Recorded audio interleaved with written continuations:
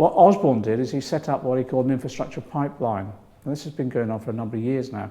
Less than 1 in 4 of the projects he was supposed to implement have come to in any way near to construction.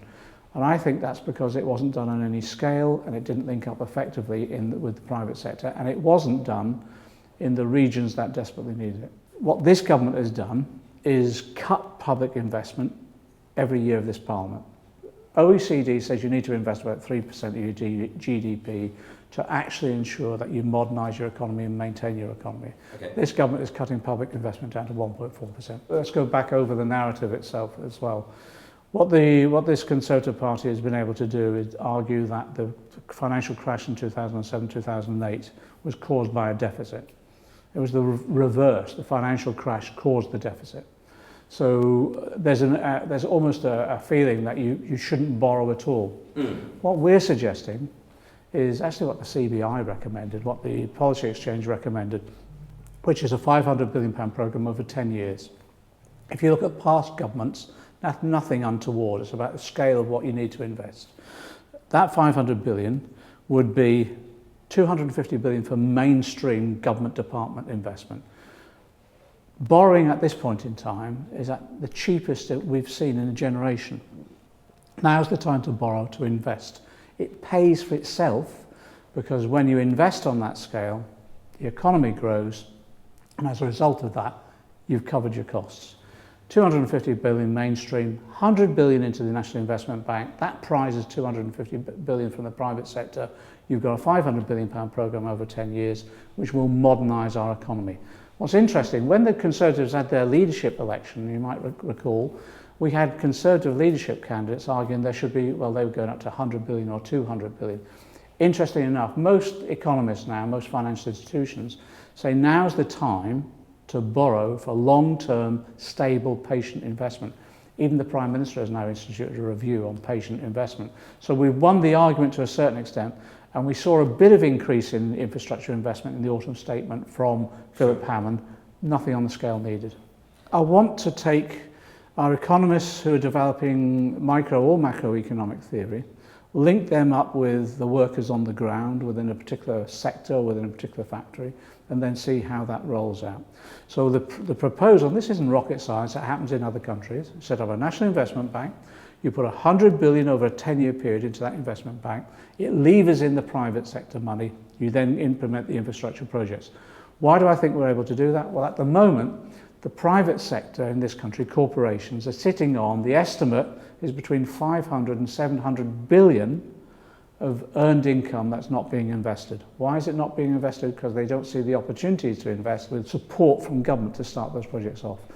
We argued that the fiscal framework that George Osborne instigated 12 months ago would never work.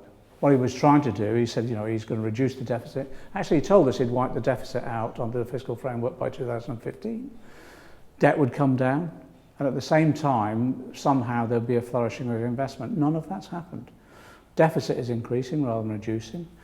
The debt under the Tories has got to 1.6 trillion at the moment. They're now predicting 1.9 trillion, maybe 2 trillion by the time they leave office. At the same time, business investment is falling. So their fiscal framework that they had, which was to control overall expenditure, get the deficit down with an extremely tight timetable, unrealistic timetable, has now failed. And on all their targets, they've failed. The welfare cap, they're exceeding. There's going to be a statement in Parliament on Monday where they've broken the welfare cap again. The deficit has not been eradicated and the debt is increasing. And what we're saying, that's because your fiscal framework was just unworkable. They've now accepted that. They've amended their fiscal framework, but they've done it in a way that simply continues on austerity for another couple of years. Our view is that actually it's austerity that's undermining demand within the economy and holding back growth. They've implemented pretty harsh policies on people, and it's engaged with the real suffering with many of our communities, and many MPs, particularly from city areas, are finding that. Well, in rural areas as well, finding people turn up their surgeries who are suffering at the moment as a result of the withdrawal of income, cuts in benefits, but also this sanctions regime that they've introduced as well, which is extremely harsh. And they've said, despite all these harsh policies they've introduced, they're still spending above their welfare cap, their overall total. And the reason for that is, well, one, people not being in employment, that even if they are in employment, can't lift them out of poverty. 2/3 of our children now who are in poverty live in families where there's someone in work in that family. Now that means actually wages are so low that it's not lifting people out of poverty, and as a result of that, benefits are still having to be paid for people. I've been campaigning for years. I used to organise in Parliament as a backbencher some of the early meetings of the tax justice campaign. This is 10 or 15 years ago. And no one would take me seriously about tax evasion and tax avoidance. A lot of people came along and did a campaign. UK Uncut, the youngsters in UK Uncut came along and did a fantastic campaign, gained publicity around the issue. We've continued campaigning both in Parliament and from the trade unions and the Labour movement and from UK Uncut. And now the government is having to address the issues of tax evasion and tax avoidance, but I don't think seriously. And the reason I don't think they're doing it seriously is because they keep on cutting HMRC, the very tax collectors, that we need to bring those taxes in. They've also introduced a general anti-avoidance rule that I don't think is very effective either. I'm working with one of our economic advisors, Guy Standing. He's a world leader on this issue. In fact, he's looking at the development of the pilots in Europe, and at the moment also they're looking at maybe there might be a pilot in Scotland if they can develop it as well over the next year. So we're taking it seriously. Part of the issue around basic income is how you win the argument on it, because again, deep within our media and elsewhere, you can imagine what is going to happen. This is giving money away free to people, means people won't go to work, that sort of thing. Actually, we have a little form of basic income in our society already, which is child benefit. And I was at the TUC, I was a young bureaucrat at the time, a researcher at the TUC at the time. And I can remember the campaigns by the Child Poverty Action Group that won the argument about the need for supporting children, lifting them out of poverty. And the TUC and the trade union movement campaigned hard to have that adopted by the Labour Party, and it got introduced. And that was a recognition that you needed a basic income to keep children out of poverty. So I can see the argument for basic income incrementally developing in that way.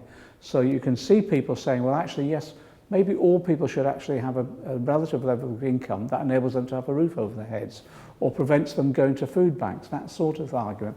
So I think the political debate will be interesting. I think we can win it, but I think it's a long-term political debate.